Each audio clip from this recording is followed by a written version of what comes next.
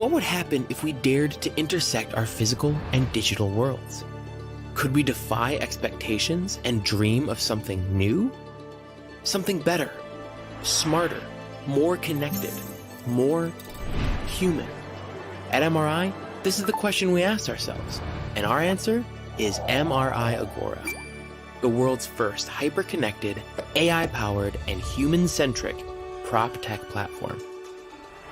MRI Agora is the culmination of a decades-long vision to bridge the gap between all technology in the prop tech industry, connecting real estate visionaries with AI-first solutions that power every part of their business.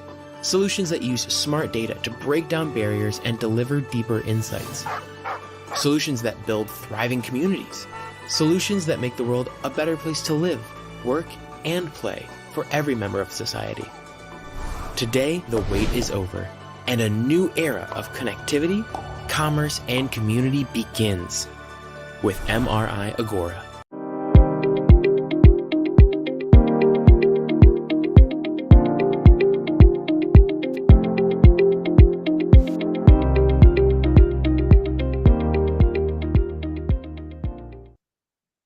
Hello, everybody, and welcome to this week's episode of RealCom Live. If you've been tuning in for the last 2, 3, 4 weeks, you know what the subject is: artificial intelligence. We're not doing this by accident. We have an event coming up in a few weeks called Buildings AI in Silicon Valley. We're bringing together some incredible people, both from the general AI community as well as the best, biggest thinkers in the built environment to talk about AI. And as a result of that, we decided to kind of make the RealCom Live theme for at least the last 3, 4 weeks about artificial intelligence. And as well as our webinar series, which started yesterday on AI. It was a phenomenal webinar. If you haven't watched it, go up to our website and look at it. It's up there. Great case studies, getting into some real detail, getting beyond just the hype. But that I've been really immersed in this for probably about 6 to 8 weeks now, trying to figure out first and foremost what is real, what's not. There's a lot of big esoteric conversations going on, a lot of promises. Is it real? Yes. Is it going to change the way we live, work, play? Yes. Is it here today? No. Okay, at least not at scale. And so when we dive down past the general artificial intelligence conversations and get into the build environment, now we have to get a little bit more granular. Is that for construction? Is that for disposition and acquisition? Is it for asset management? Is it for property management? Is it for a smart building, the front end systems that run a building? There are probably 20, 30 different categories inside the built environment that you have to be very specific about when you want to start talking about applying it to AI. In today's conversation, we are going to be very specific, and it's going to relate to the building, not the back office operations, not marketing, not communications, not financial reporting. We're talking about the building. And there's not three better people that are going to join me for this conversation. First of all, our one and only Howard Berger, who's been following this topic for at least 25 years. And Rob Murchison and Tom Shircliff, the co-founders and principals of Intelligent Buildings, who've been on this journey for 20 plus years. So let's bring them on and get this conversation started. It's going to be wild and woolly, no doubt. Guys, good to see you. We're just going to continue the conversation that we had in the green room. And I wish we would have recorded it because it was pretty good. And I mentioned in the opening, you can have a million different conversations on AI. We're going to try to be very specific for these next 15 to 20 minutes and focus on the smart building side of AI. And even then, this could be a 3-hour conversation, but we're gonna try to say, at the building level, walk in that door, turn on the lights, make sure it's heated and cooled, secure, security's in place, all the different things that AI can do. That's what we're going to try to focus on today. So let's get the conversation starting with a general theme of, is this AI or is this just a good iteration of data analytics and business analytics that we've been, doing for at least 15, 20 years. So Rob, let's start with you. The KPIs are the same, right? I mean, we want, safe offices, efficient offices. Tell us, about the KPIs that have existed forever, and are they the same or different now that AI is on the scene? Well, first of all, thank you for having us here. But I mean, NOI still exists, What was that? right? NOI still exists, Still right? exists. Yes. The net operating income for the vast majority of commercial building owners, at the end of the day, it's about improving the NOI, and or if you're a corporation using the building to improve your NOI. And what we're seeing happening is that I think why folks turn to Realcomm is the density of technology is increasing inside this built environment, yet there's so many decisions that need to get made around that. Humans can't possibly deal with all of that data without the aid of computers. And what's changing when we talk about generative AI, Chat GPT is made famous here in the last year or so, is the ability to interact with the data and achieve those KPIs like improving net operating income, reducing operating expenses, occupant experience, interact with the data without having to know the intricacies of the data. Right. And that's where the AI is making Perfect making a segue. difference. It's a perfect segue to the next question. And Tom, I'm going to throw this one at you.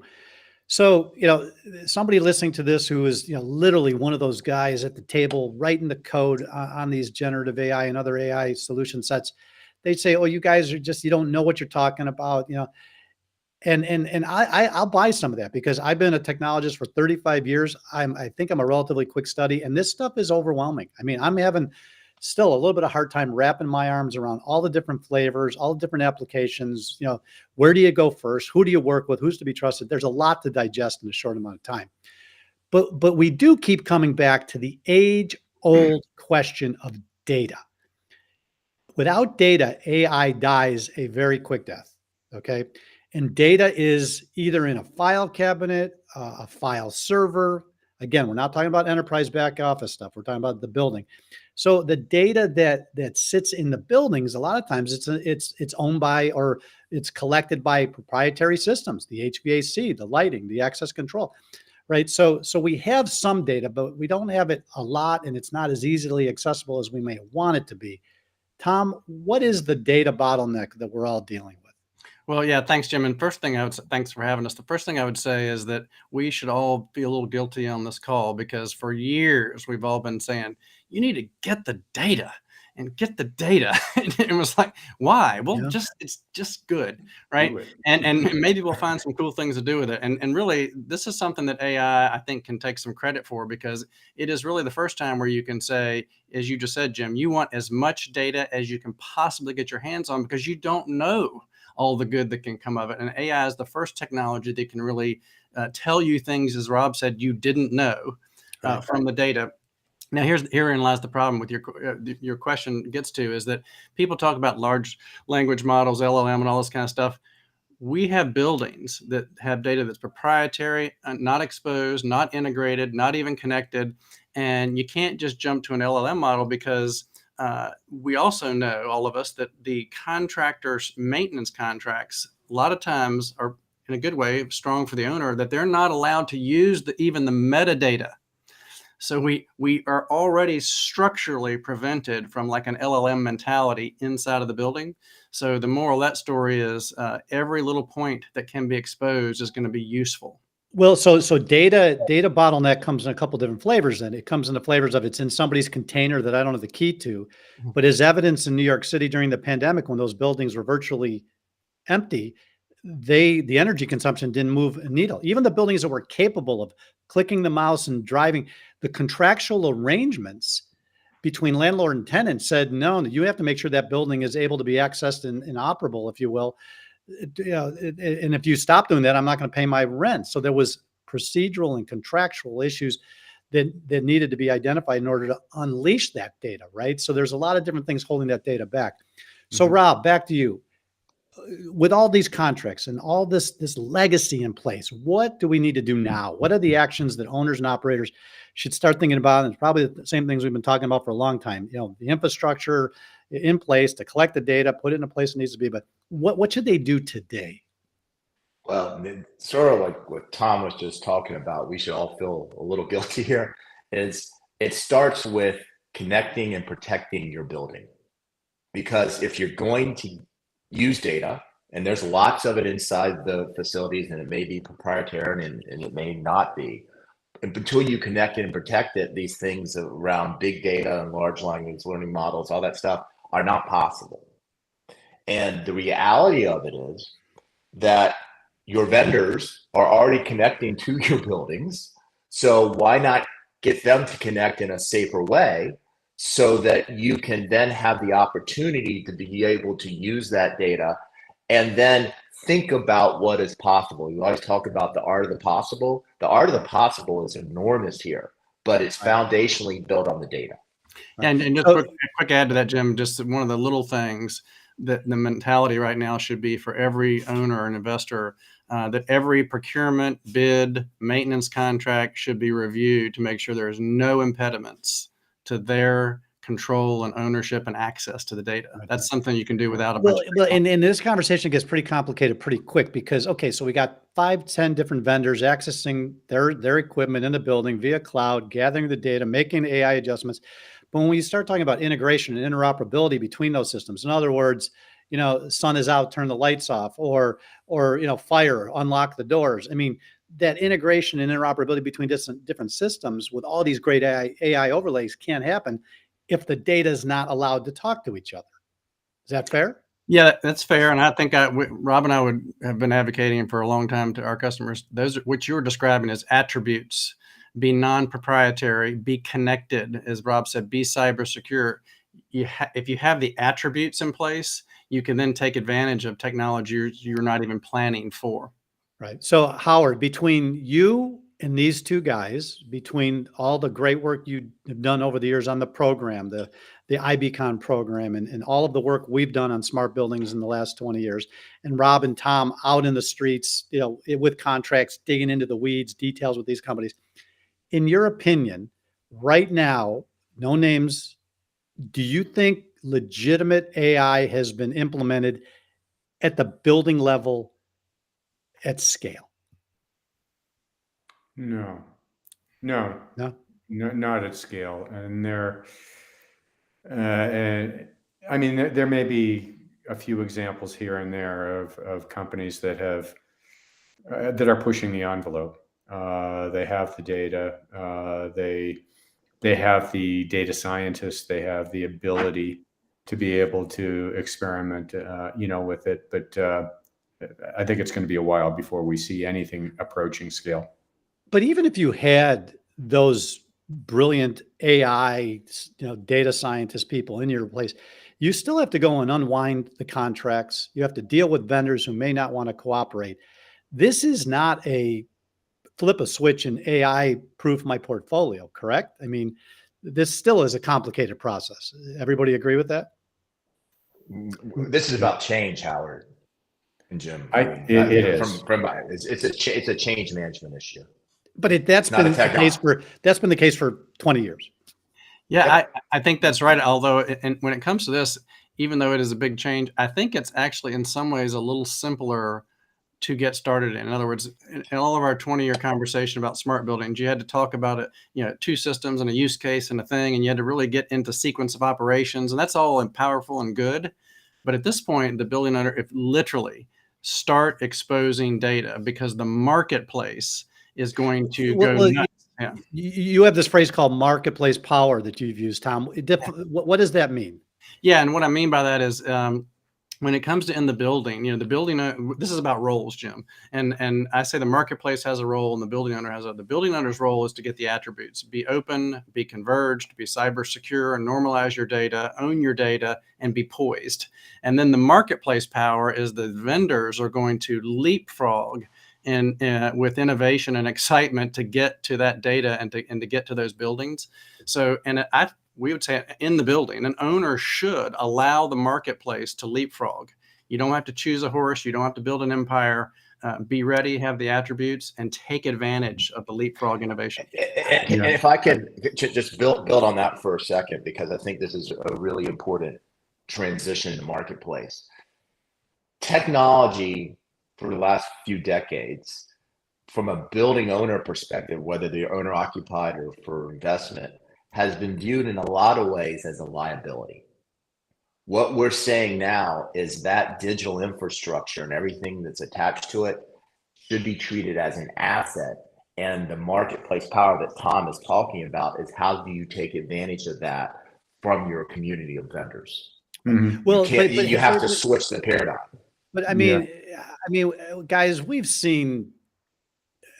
been around enough to know the vendors who have come in and out of our industry. Has it not always been the case that the vendors have driven the innovation? I mean, there are cases where an owner, operator, developer will take the initiative, but by and by, 90%, haven't the solution providers really been the driving force on innovation in general? I think in a lot of the cases, some of the best innovation that I've seen recently, it's actually been a partnership between the vendors and the owners. Right. And but who owns it? Who's got their hands on the wheel? Well, maybe the question is who was reading the fine print to see the answer to that question, Jim. And I think that's something we're going to start. Well, because whenever somebody makes a statement like I own that, my analogy is you got a driver who's firmly got his hands on the wheels. You got somebody in the front seat that's kind of casually paying attention, can grab the wheel if required. And then the person in the back seat's got headphones on and has no idea what's going on. Okay. Jim, the answer to your question goes back to literally our first years in business 20 years ago, when we were really surprised to see too many owners looking for their own strategy and PowerPoint presentations by vendors. So the answer is have a strategy, have a point of view, and you're looking for vendors to satisfy that strategy and let them innovate and leapfrog and to satisfy your strategy. So it is not a binary decision whether I sit and do nothing. You have a strategy and a point of view, and then look for the vendors to satisfy that. I mean, usually the owner, when they're working, they're looking to solve a pretty significant problem that they can roll out. Let's say in a landlord situation, to potentially roll out in their portfolio, they need a technology team to work with their own team to help them develop it, work out the kinks, implement. Typically, they'll have the technology to do it. I don't think the landlord cares as much about ownership as they do having first opportunity to be able to roll out a solution like that. Whereas the vendor, they want to be able to put their name on it. Well, I asked a question on the webinar yesterday. I chatted it in, and the question was, does a real estate organization, especially like on the build side, on the smart building side, need to have AI resources internal? And do they? And the response was yes, but then there was a part B that said the business unit also, the business units and their leadership also have to be a lot more aware of the differences and capabilities of AI so they can ask the right questions. And to your point, Howard, attempt to solve the right problems. They can't solve all the problems. So no, I mean, it's not just IT and data that are looking at applying AI. It's the business units that are playing an important role also. Well, and Jim, you touched on something too. Anytime in any business, when there's new technology waves, you're going to have to somehow acquire domain expertise, whether it's hiring or consulting or whatever that is. So I think you're touching on domain expertise. And you may have that domain expertise internally already with seasoned professionals who've been doing facilities maintenance, engineering for 30 years, So we take a quick break to hear from one of our sponsors, but I want to get a quick answer from you guys before we go to break. You walk in a brand new building, you're walking down the lobby, you're looking at the ceiling, you just came through some beautiful glass doors, you're getting ready to get on the elevator. Tom, what's the number one application, use case, problem solved thing in a building that AI would be great for? I just want one from each of you before we go to break. Well, only since you described a situation like that, I would say the long, elusive, truly frictionless entry is something that can sequence a lot of things and also anticipate. And so that you still see people lined up at the. Well, that's gonna take us to a detour on a privacy conversation. So okay, Rob, number one application. I'm gonna be very general. personalizing my experience. Yeah. Meaning the building reacts to you as you walk through it. Yep. Big answer. I like that. Howard? And I'm with Tom, but I will also overlay how the data from that can be used to enhance the tenant engagement, tenant So that experience. goes to Rob. Yeah. And It's I agree. I combination. agree on all that stuff. But to me, the lowest hanging fruit, like tomorrow, is the HVAC. It's the biggest load. It's the biggest requirement. It's the biggest impact on the planet.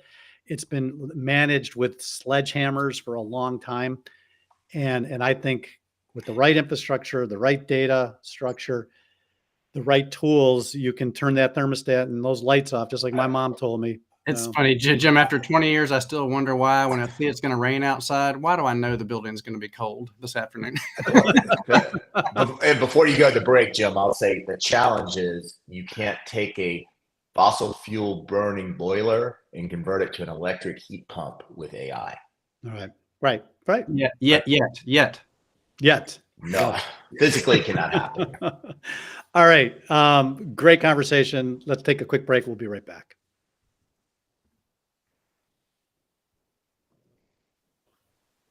Everything in real estate accounts payable has been automated, except invoice coding. Coding invoices for approval and payment still relies on manual data entry. It's slow, error-prone, and just not scalable. Predict AP was founded by real estate insiders to automate invoice coding. They tried everything else first: OCR, outsourcing, but every solution fell short of actual coding. Predict AP fully automates invoice coding for real estate companies. Unlike other solutions, Predict AP provides fully coded invoices ready for your existing automated AP workflows. It works with your current AP automation system, so you can keep the workflow you already trust. Your AP team can review the coded invoices, revise or accept our predictions, and send to your AP workflow with one click. Get your AP team out of the data entry business and onto higher value work. Automate invoice coding with Predict AP. All right. So we only have a few minutes left, and I want to focus a little bit on Buildings AI, but I want to give some context of the conversation. So 2016 was the first time we talked about AI at Realcomm and IBCon. We had Anit Yardi, Nino DeCosmo from Yardi and Tritium, as well as Cade Metz, who I believe it was at Wired Magazine at the time, who was in the room when the Google DeepMind team beat the Korean Go champion using AI. Okay. And all I remember him saying was there was a time when the guys who programmed it, they asked each other, do you know what it's doing? And they all said, no, we have no idea what it's doing. Okay. From 2016 to ChatGPT, our industry really was not pushing us to talk about or dig into AI, but ChatGPT lit up the world, lit us up. Howard felt it. The program in June was filled with a bunch of AI sessions and general session conversations, so much to the fact that after the conference, Howard reached out to 60, 70 people. Do you guys want to jump on a call and keep talking about this? The answer was yes. And since then, we've been doing monthly calls on our AI advisory group to try to figure this stuff out. That led us to the decision to do Buildings AI, where we're just going to try to get as many people in the room, both generalists and real estate built environment specialists, with more questions than answers. But the key is that we're going to spend 8 uninterrupted hours, not a webinar here, and I'll fit it in between my lunch there. And the goal is that we come out with another level of foundation to understand this, so people moving into 2024 can start to prepare budgets and try to figure out where they're going to go with this whole topic. Tom, what are you looking to get out of Buildings AI? I mean, what does an event like that do for you? Yeah, I think, Jim, what it is a very efficient way to, as you kind of alluded to, is convening a cross-section of stakeholders, right? It's not a bunch of PhDs only. I mean, you've got people running real buildings and investing and that kind of thing, to establish really best practices that don't exist. There is an unknown. So it sort of distills lots of conferences and the internet itself down into a very efficient convening of stakeholders who can get an outcome. And like I always say about Realcomm in general, What I want for people is to come out of there with what they're going to do next week about it. And I think that's what you'll get out of it. Yeah, because the human being is not like AI. It processes information sequentially, right? I mean, yes, we think we can multitask, but a lot of times we can't. So if I am listening to a webinar on AI while I'm doing, emails and my other job, what prompted me to want to do it was just we're going to close the door. We're going to ask people to turn off their phones and focus so we can get rid of some of the hype and the noise and have a little better foundation. Rob, I mean, you've been at this a while. Lots of ways to exchange information. Why get in a room together for 8 hours? Well, I think it's a little bit like the days when Realcomm first started, when technology was making its way into the built environment, and we just wanted to have conversations on what was working and what was not working. Generative AI is a little different because it's gone from 0 to 100 miles an hour in the span of like 9 months. Yep. So it's coming at us a lot faster. So being able to have the conversations around the hypothesis and the experiments that are taking place and hearing what's working is what's not working from a group of peers, I think is invaluable, because of the conversations that you have that are accidental are the ones, if you will, that are going to have the most value, because you can't plan this stuff. Well, and the other thing that I'm really pleased with, and a lot of it goes to Howard for putting the program together, the generalists, the AI generalists who are going to be in the room, the Gartners, the McKinseys, the SCSPs, and as well as the kind of people in the middle that have been in our world, but have got some of the best AI platforms in the world, i.e. Microsoft. I mean, we're going to have the person there from Microsoft who can touch the AI team and is responsible for the built environment in AEC. It doesn't get any better than that, right? I mean, as far as getting to the right person in the right organization. So yeah, it's a bit chaotic. We're not making any promises. Like you said, it was early days of Realcomm. We're just going to try to get the right people in the room. And Howard, you're the guy who's had to put this program together. Lightning speed, trying to lift up rocks, figure out what was real. I mean, are you okay? Everything. I mean, listen, it's always tough trying to put together something on a brand new topic in only 90 days. Always a bit of a challenge, but I think we pulled together some good folks. And my goal really is to, clearly show a lot of folks that still don't really understand what AI is, what it can do, kind of debunk what is AI, what is machine learning, what is Gen AI, what is computer vision, and what do I need to do these things? What are the building blocks? What are the options? And what, more importantly, what are some good examples of what it can do? Well, that's the thing. I mean, in addition to these generic, esoteric, big topics, you've got some case studies showing up, right? I mean, people are going to show us some stuff that they're doing inside the real estate environment, right? This is not a solid half the program is going to be demonstrations of what we've done with AI that should really knock your socks off. Yeah. Very cool. Well, guys, we went over as I knew we would. But I really appreciate all of your experience. I mean, you guys have been at this for a while. You are always been pushing innovation, but you also know the practical realities. We would all love it to move faster, but sometimes getting this thing to move is not as easy as a marketing brochure. So thank you so much for your long journey in the industry. Thanks for being a part of our community.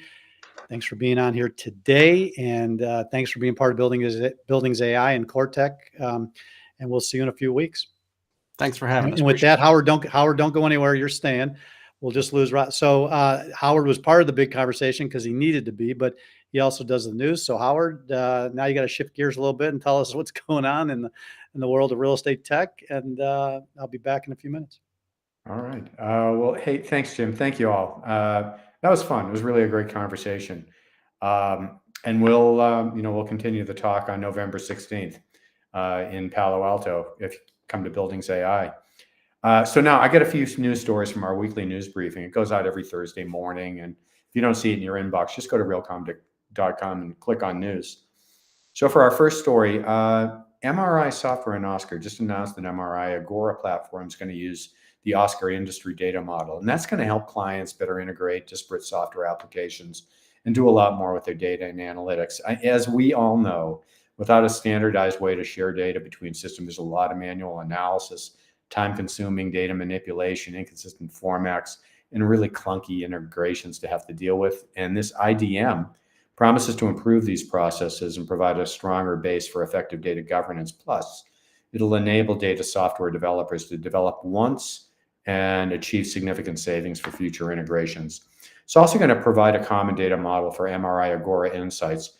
Now, that's a multi-source data and analytics platform that pulls data from a variety of MRI products, partners, and third-party solutions. So we're glad to see Oscar adoption in one of our most widely implemented PropTech solutions, MRI software. Way to go. Now, from this week's tech partner, Predict AP, which we just talked about, you saw their ad on the show, and they had an article entitled, When Good Data Isn't. When good enough data isn't, why AI success demands a clean data diet. Sorry about that.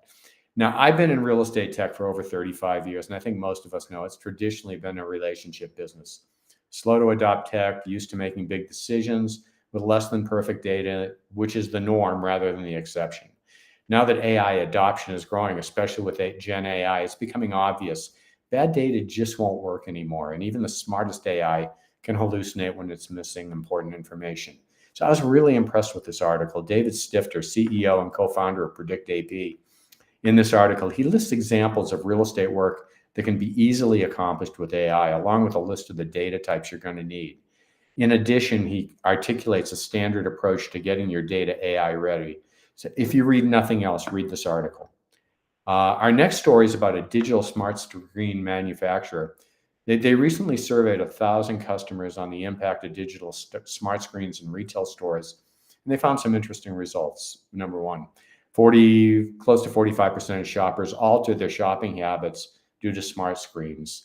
22% were encouraged to pick up more items. Another 22% opted for different products than they originally intended. And then an impressive 84% of respondents found screen content memorable, with about 47% stating it's easier to spot loyalty, rewards, and savings. So these screens, they're altering shopping experience. They're benefiting shoppers, retailers, and they're enabling brands to connect with consumers at that critical moment of buying decisions, and not proving it out with retailers like Walgreens, Kroger, Chevron, and others. Now, finally, U.S. Green Building Council, USGBC, headquarters in Washington, D.C. It's now the first project in the world to receive 3 platinum certs, LEED, interior design and construction, WELL, and True, which is not surprising from USGBC. The project is renovating 13,500 square feet space at 2101 L Street Northwest. It was previously a LEED Gold certified commercial building designed back in the 70s, owned by JBG Smith. And the new design achieved a 44% reduction in embodied carbon from the baseline. They achieved platinum and LEED interior design and construction, WELL for indoor air, water, light, fitness, and comfort, and True for waste management performance. About 95% of the original construction materials were reused or diverted from landfill, including ceiling tiles, ceiling grid, drywall, glass panels, hardware, millwork, and terrazzo flooring. And as far as technology, the project's employing advanced network lighting controlled from the IT backbone, small VAV boxes to take advantage of filtered air, integrated occupancy sensors, which also automatically plug loads by turning them off when the space isn't occupied, and automatic temperature resets for unoccupied spaces, which we talked about in the previous talk, and much, much more. So this project actually does represent a new milestone in sustainable design. So with that was just a few of this week's highlights. Yeah, the highlights, MRI continuing to do great work, not surprised. And the second article, about data, AI, business analytics, BI, whatever we're going to call it. And I know that is a great article. Really, I would encourage everybody to read it. Yeah. But without good data, consistent, normalized, at scale, AI is not going to be worth beans. It ain't worth beans. So that whole conversation resonates over and over and over again. So, Howard, thank you. You have a great weekend, and hope you play a little bit of that guitar. And I'll chat with you next week. Thanks, man. Okay. All right. So before we wrap, let's take and listen to from our final sponsor, and I'll be back and outline next week's show. Built specifically for CRE, Profia's AI-powered data extraction and analytics platform allows users to access, manage, and analyze validated portfolio data like never before. With a simple drag and drop, advanced technologies go to work reading, interpreting, and extracting nearly 200 real estate-specific data points, while simultaneously creating hyperlinks between each data point and its exact source. After a diligent, human-led quality control process, the data is then populated into Profia's intuitive platform. All right. Well, next week, anybody want to guess the topic? Of course, artificial intelligence. We're going to continue a couple more on this topic before leading into Buildings AI. Next week, going to be phenomenal. We're going to get inside information from two real estate owner operator, the people on the streets in the buildings responsible for the real estate, for the buildings, for the portfolio.